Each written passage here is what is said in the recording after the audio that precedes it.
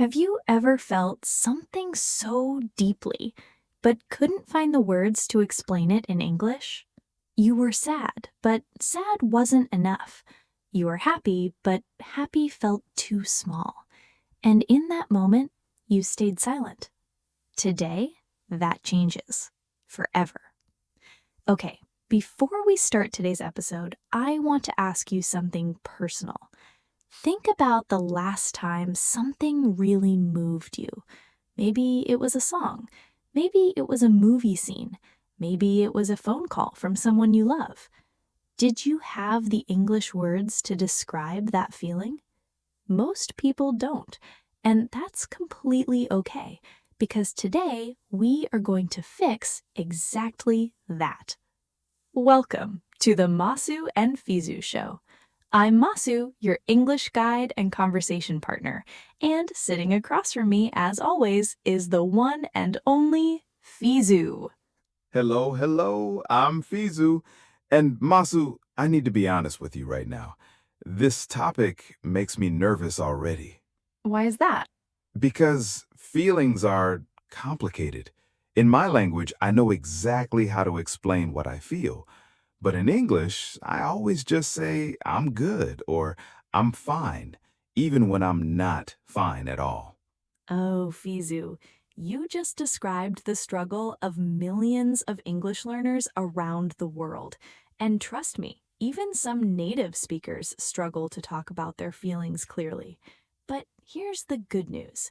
By the end of today's episode, you, Fizu, and everyone watching at home will have real, useful, natural English phrases to express how you truly feel. Not I'm fine, not I'm good, but real, honest, human feelings in English. Let's go. Fizu, let me start with a very simple question, and I want you to answer honestly. How are you feeling right now, at this exact moment? I am excited and also a little scared. Oh, that's actually a great answer. You used two feelings at the same time. Can you explain why you feel both? Because I want to learn today, so I feel excited. But I also don't want to say wrong things, so I feel scared. Perfect. And you know what, Fizu? That is exactly what we're talking about today. Human feelings are often mixed. We don't just feel one thing at a time. And here's something I want everyone at home to understand right now, a very important idea. Feelings are not simple, and your English doesn't have to be simple when you talk about them either. Now, let me teach you something better than scared.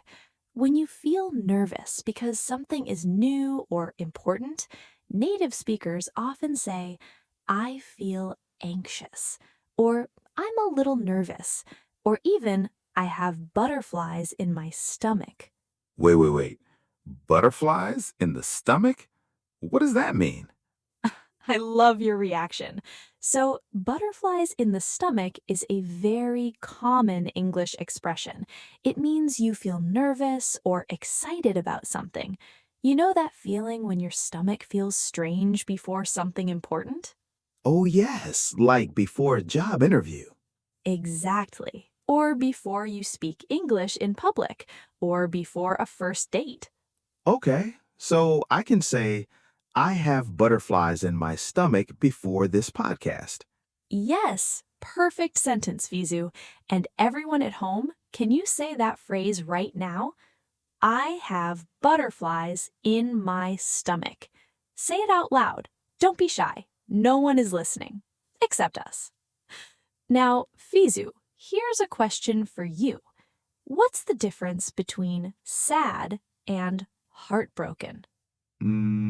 Sad is like you feel not happy, Yes, good. Keep going. and heartbroken is like more sad, very, very sad. Very close. You're right. Heartbroken is much stronger than sad. Sad is like it's raining outside and your favorite show was canceled. But heartbroken is like someone you deeply loved walked out of your life. Oh, that is a heavy word. It is a heavy word, and that's exactly why we need to know the difference. Words have weight, and when we choose the right word, people understand us so much better.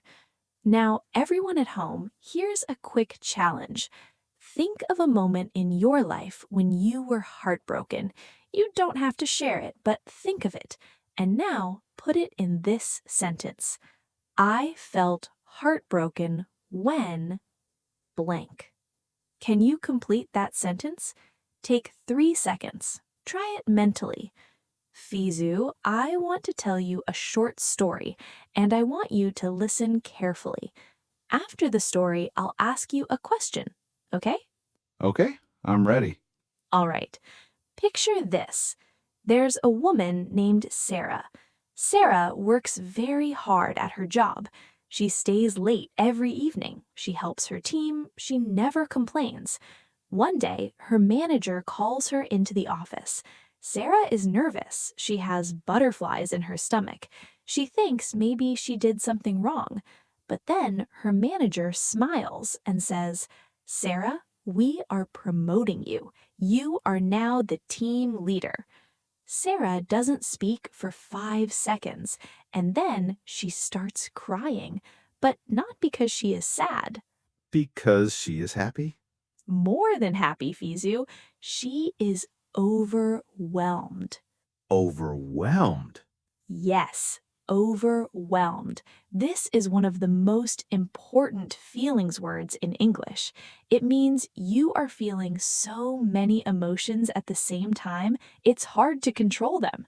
Sarah felt happy. She felt proud. She felt surprised. She felt grateful. And she felt a little scared about the new responsibility. All of those feelings together, that is overwhelmed. So, overwhelmed can be good or bad. Excellent question. Yes, you can say, I feel overwhelmed with joy. That's positive. Or, I feel overwhelmed with stress. That's negative. The word itself is neutral. The meaning depends on the situation. Okay, so I can feel overwhelmed when I get good news or when I have too much work. Exactly right. Now, Fizu, have you ever felt overwhelmed in either direction?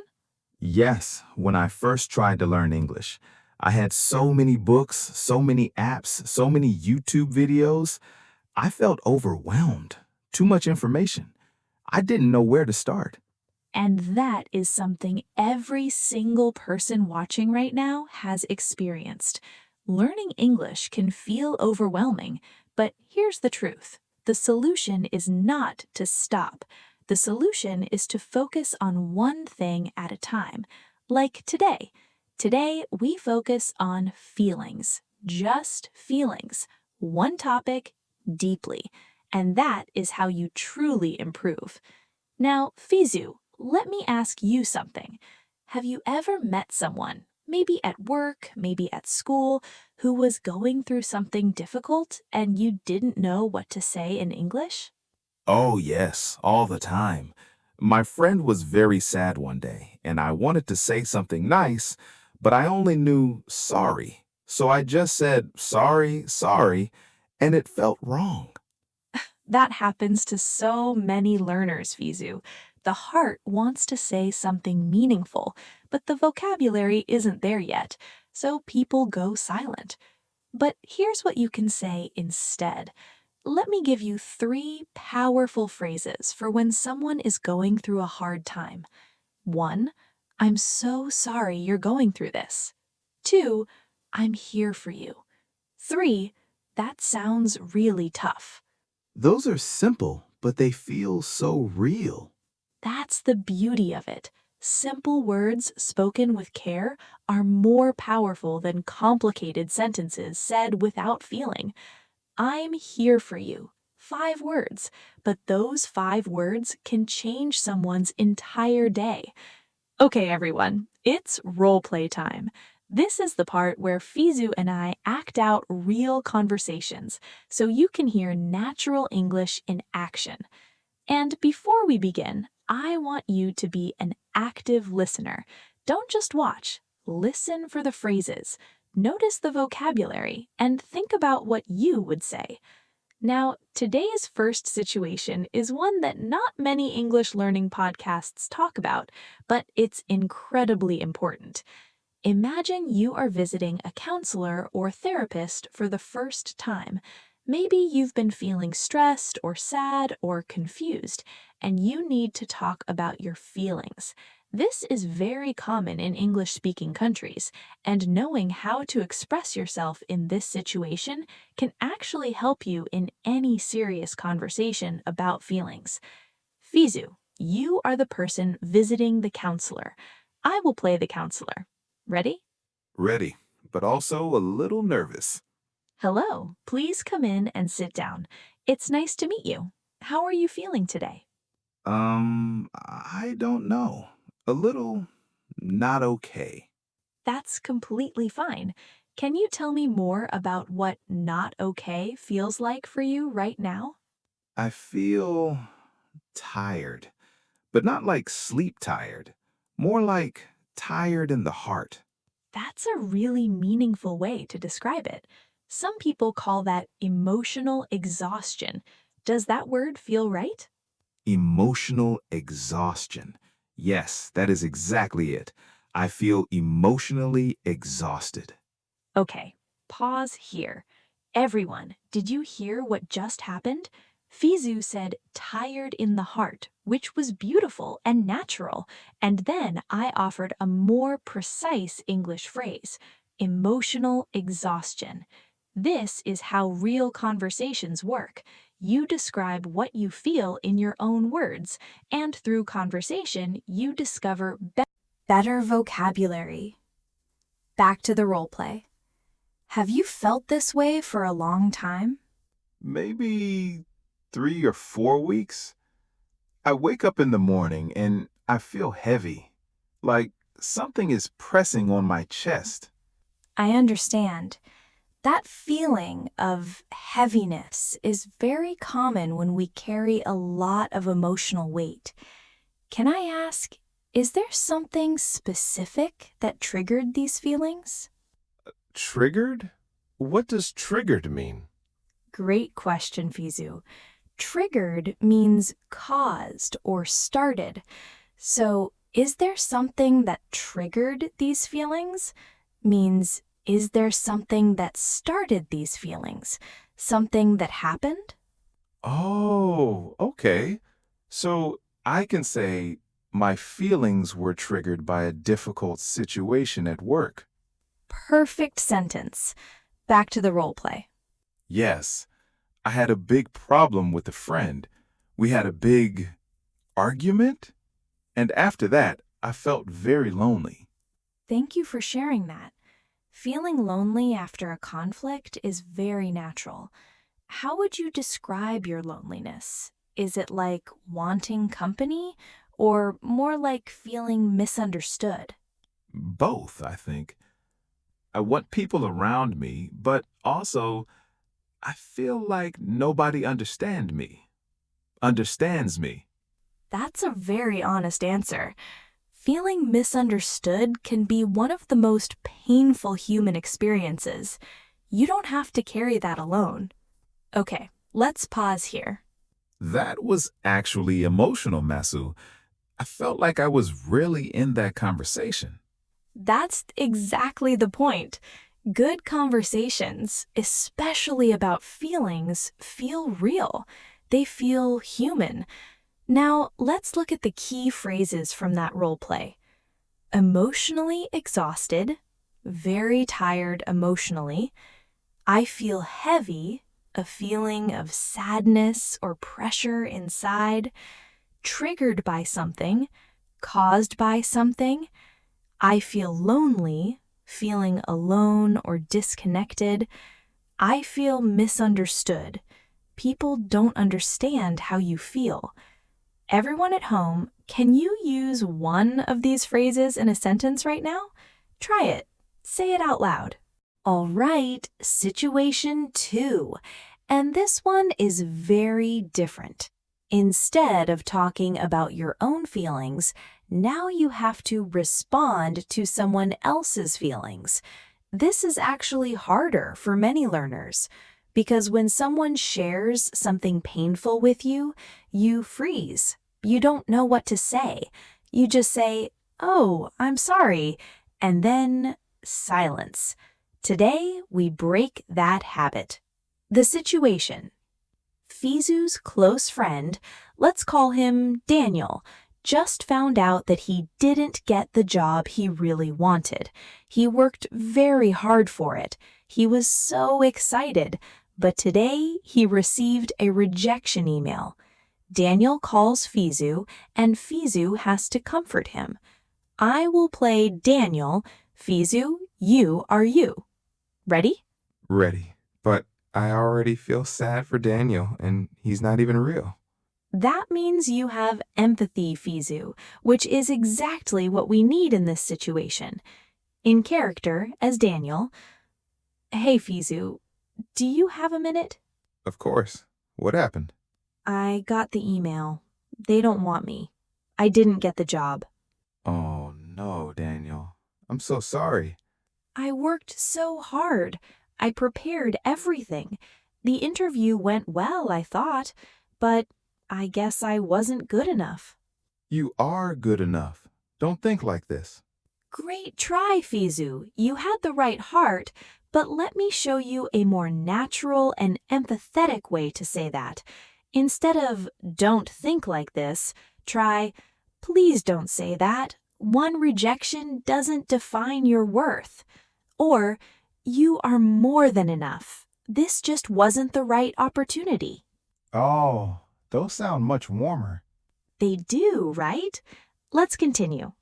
In character, I just feel so defeated. Like, what's the point? I understand why you feel defeated, but this is not the end. This is just one door closing. Fizu, that was excellent. One door closing. Do you know the full expression? When one door closes, When one door closes, another one opens. This is a very common and beautiful English saying. It means when you lose one opportunity, a new one will come. I've heard that before, but I didn't know how to use it naturally. And now you do. Back to the scene. Daniel, listen to me. One rejection doesn't mean you're not good enough. It just means this specific job wasn't yours. Something better is coming. I really believe that. Thank you, Fizu. I needed to hear that. I've just been feeling so down lately. I know, and it's okay to feel down sometimes, but don't let it stop you. Take some time, rest, and then try again. You're a good friend, you know that? I try. And scene. Everyone, how was that? Fizu, I have to say, you really improved throughout that conversation. Your first response was simple, but by the end, you sounded like a natural, caring English-speaking friend. Thank you, Masu. I think when the emotion is real, the words come more naturally. That is one of the most important things you've ever said on this podcast, Fizu. Say that again, slowly. When the emotion is real, the words come more naturally. Remember that, everyone. Emotion is the engine of language. When you feel what you're saying, the words flow better, always. Now let's collect the key phrases from situation 2. I feel defeated.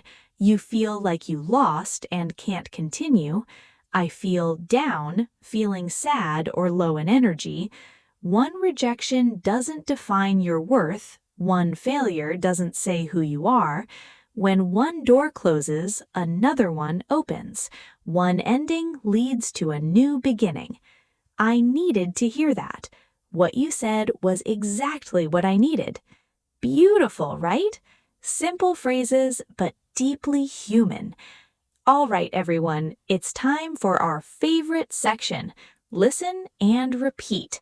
This is where we practice pronunciation and natural expression together. I'll say the phrase, you repeat it. Out loud, not in your head, out loud. Ready, Fizu? Ready. Let's go.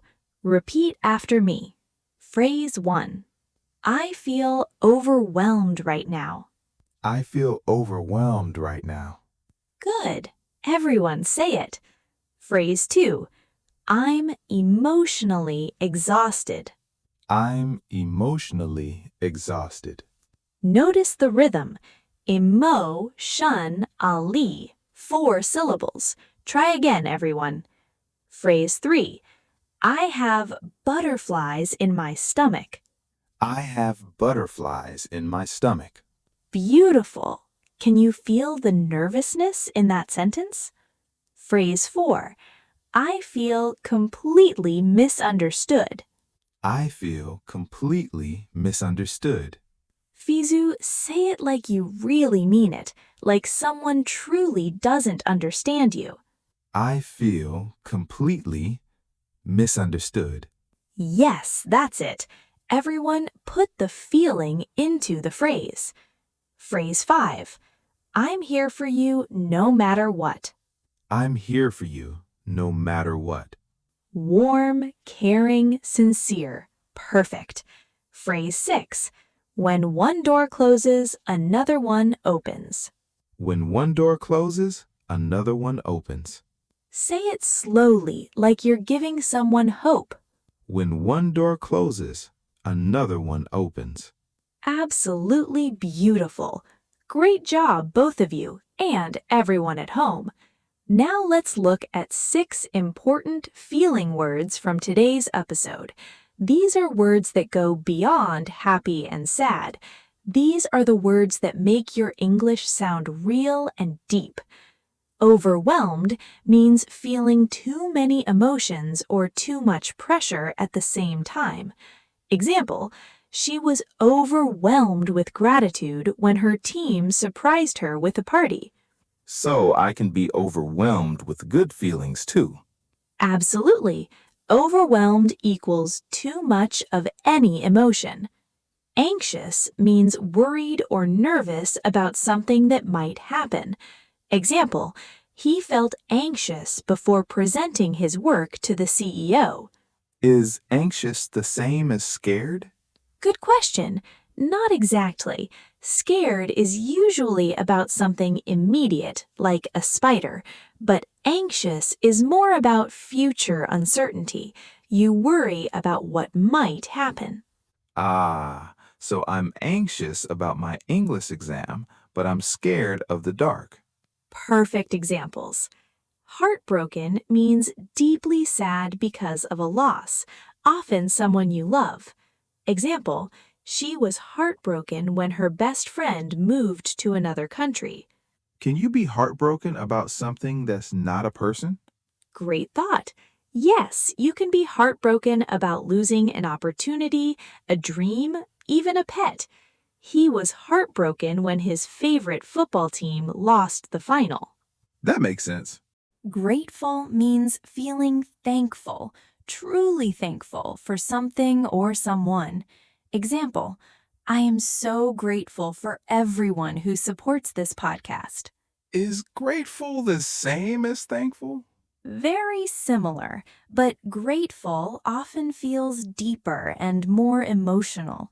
Thankful is a little more casual. Thanks for the coffee. Thankful. I'm so grateful you stayed with me during that difficult time. Grateful. Grateful feels more from the heart. Exactly, from the heart. Defeated means you feel like you've lost, not just a game, but your motivation, your hope, your energy. Example, after failing the exam 3 times, he felt completely defeated. I felt defeated when I tried to speak English and nobody understood me. Fizu, thank you for sharing that. And everyone at home, I know many of you have felt that exact same thing. But look at Fizu now. He's here, he's speaking, he's improving. Feeling defeated is not the end, it's just part of the journey. Content means peacefully happy, not excited, but quietly satisfied. Example, after a long week, she sat by the window with her tea and felt completely content. Oh, content is like a calm happy? A calm happy. I love that description, Fizu. That's exactly what it is. Quiz time. 3 questions. Think before Fizu answers. Ready, everyone? Question 1. Your friend just lost someone important to them. Which phrase is more natural? A. Don't be sad. Or B. I'm so sorry you're going through this. I'm here for you. Mm, A, because you want them to stop being sad? Uh, actually, Fizu, that's a very common mistake. Saying don't be sad can make someone feel like their emotions aren't valid, like they shouldn't feel what they feel. The better answer is B. I'm so sorry you're going through this. I'm here for you. Ah, you're not fixing their feeling, you're just being there. Beautifully said. Question 2. Which sentence uses overwhelmed correctly? A. I am overwhelmed because I watched a funny video. Or B. I am overwhelmed because I have 3 deadlines, a sick family member, and no sleep. B, because it's too many things at once. Correct. Overwhelmed needs intensity, many emotions, or much pressure. A funny video is just nice, not overwhelming. That is really funny. We'll allow it. Question 3. What does content mean? A. Very excited and loud happiness. B. Calm and quietly satisfied. C. Angry but pretending to be okay. B, calm and quietly satisfied, like sitting with tea. Perfect, Fizu. You remembered exactly what we said. Well done. Okay, before we wrap up, I want to give you 3 practical speaking tips for talking about feelings in English. These tips come from real observation, things that English learners commonly struggle with. Tip 1. Don't always translate from your language. Many learners feel an emotion and then they search for the translation, and sometimes there is no direct translation. So instead of searching for a perfect translation, describe the feeling. Say what it feels like physically or emotionally. My heart feels heavy. There's a knot in my stomach. I feel light inside. When you describe, you communicate, and people understand you. So I don't need the perfect word, I just need to describe. Exactly. Description is more powerful than translation. Tip 2. Use I feel like plus a situation. One of the most natural English structures for talking about feelings is I feel like blank. For example, I feel like nobody understands me. I feel like everything is going wrong. I feel like I could fly right now. This structure is flexible. It works in positive and negative situations, and it sounds completely natural. Oh, I use I feel a lot, but I never use I feel like. That changes it. It does. I feel sad is correct, but I feel like everything is falling apart. That paints a picture, a more powerful picture. Tip 3. Validate before you advise. This tip is for when someone shares their feelings with you. A very common mistake, even among native speakers, is jumping straight to advice. Someone says, I'm so stressed about my job, and most people immediately say, oh, you should relax, you should try yoga, you should talk to your manager. But what the person needs to hear first is, that sounds really stressful. I understand why you feel that way. First, validate the feeling. Then, if they ask for advice, give it. So first you say, I hear you, and then you help. Exactly. I hear you is actually a very powerful phrase on its own. Just those 3 words, I hear you, can make someone feel seen, understood, and less alone. All right, everyone, let's bring today's episode together. Here's what we covered. Key phrases from today's episode. I have butterflies in my stomach, nervous or excited. I feel emotionally exhausted, very tired emotionally. I feel overwhelmed, too many emotions at once. I feel heartbroken, deeply sad from loss. I feel misunderstood, people don't understand you. I feel defeated, lost hope or motivation. I feel content, peacefully happy. I'm here for you. I support you. I hear you. I understand and accept your feelings. And when one door closes, another opens. One loss leads to a new chance. Fizu, what did you learn today? And what mistake did you correct? I learned that feelings are not just happy or sad. There are so many words in between. And today, I learned that I should describe my feelings, not just translate them. And my biggest mistake, I wanted to say, don't be sad to comfort someone. But now I know that can actually make them feel worse. Instead, I should say, I'm sorry you're going through this. I'm here for you. I think I also learned that it's okay to feel overwhelmed, even with English learning, and that one door closing doesn't mean the end. Fizu, that wasn't just a summary, that was a lesson all on its own. Thank you. And that brings us to the end of today's episode of the Masu and Fizu Show. I want to say something to everyone watching right now, something important. Learning to talk about your feelings in English is one of the most courageous things you can do because it requires vulnerability, it requires honesty, it requires trust in the language and in yourself. Many learners focus only on grammar, only on vocabulary lists, only on tests.